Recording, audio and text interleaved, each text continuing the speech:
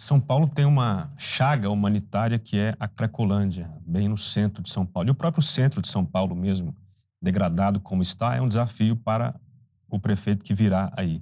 Como é que você avalia esse tema, a Cracolândia especialmente? Meu maior receio em relação à Cracolândia é que hoje nós temos 80 mil moradores de rua. Então, as estimativas aí da prefeitura que você tem pouco mais de 1.000 usuários de crack. A gente tem um potencial de ter 80 mil usuários de crack. Então, o meu maior medo em relação à Cracolândia é o poder que isso tem de ser infinitamente maior do que o que a gente vê hoje na cidade. E não está restrito só ao centro da cidade, mas a toda a cidade de São Paulo, se algo não for feito. E a gente sabe disso. Você anda na rua aqui na Paulista, você vê quantas barracas. Você, na frente da prefeitura, tem inúmeras barracas e pessoas vivendo ali. Então, a gente tem isso que pode se espalhar por toda a cidade. Então, o primeiro ponto, Bruno, para mim, em relação à Cracolândia é: não podemos permitir que isso se multiplique e tem uma chance de se multiplicar de uma maneira muito relevante. E aí, o que a gente precisa? A gente precisa fazer com que essas pessoas que acabaram de ir para a rua, essas precisam ser reinseridas rapidamente na sociedade e no mercado de trabalho. Então, a gente precisa acolher essas pessoas, levá-las para o abrigo. Rua não é lugar das pessoas viverem. É muito degradante. A gente não pode aceitar isso. Então, tem que levar para os abrigos, tem que ajudar ali e trazê-las de volta para o mercado de trabalho. Ensinar uma profissão, por exemplo, um dos programas mais importantes do governador Romeu Zema de Minas Gerais, do Partido Novo, é o Trilhas de Futuro, que já capacitou mais de 150 mil pessoas em parceria com o setor privado. Então, o curso é dado pela iniciativa privada e muitas vezes a pessoa já sai dali com um emprego. Então, a gente precisa treinar essas pessoas na construção, no setor de beleza, manicure, seja lá o que for. A gente precisa tirar essas pessoas, crianças que estão nas ruas, que não é lugar de criança na rua, elas têm que estar estudando. Então, a gente precisa rapidamente, para mim, a minha maior preocupação é essa, não permitir que isso aumente, porque o potencial hoje na cidade é que isso aumente e muito.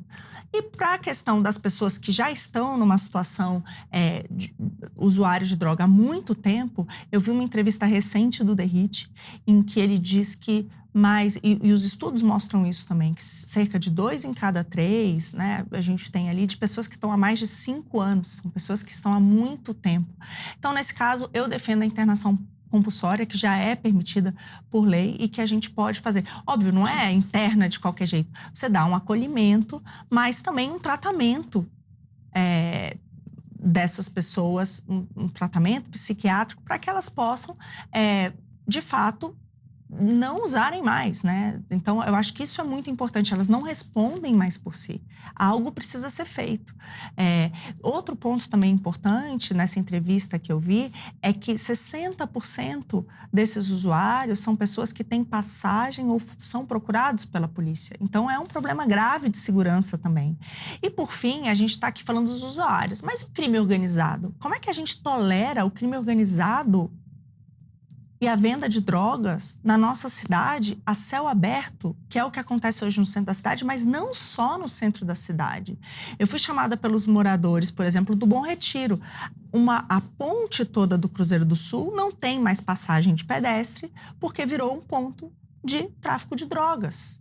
Então, tem um ponto muito importante da segurança, sim, quando a gente está falando da Cracolândia. A gente está falando de venda de drogas na nossa cidade. E aí, a tolerância zero, que é uma bandeira que eu tenho mesmo, tanto que o meu, hoje, o pré-candidato a vice é um coronel, que é o Coronel Priel, que é um cara fera dessa área de segurança, porque o que eu quero? Eu quero, de fato, que a gente tenha uma Guarda Civil Metropolitana totalmente integrada com a Polícia Militar e com a Polícia Civil. Eu quero que toda a nossa inteligência e as câmeras pela cidade sejam integradas, que hoje não é inteligência artificial, é burrice natural, elas não levam imagem de nada a lugar nenhum. Você vai na Cracolândia, você vê lá uma câmera da prefeitura e em cima tem que ter uma câmera do Estado. Por quê? Porque eles não têm acesso às imagens da prefeitura. Olha que maluquice. E é isso que a gente tem hoje na cidade de São Paulo. Então, a gente precisa integrar as forças para, de fato, conseguir combater o crime organizado. E a cidade pode ajudar muito o governo do estado nesse sentido.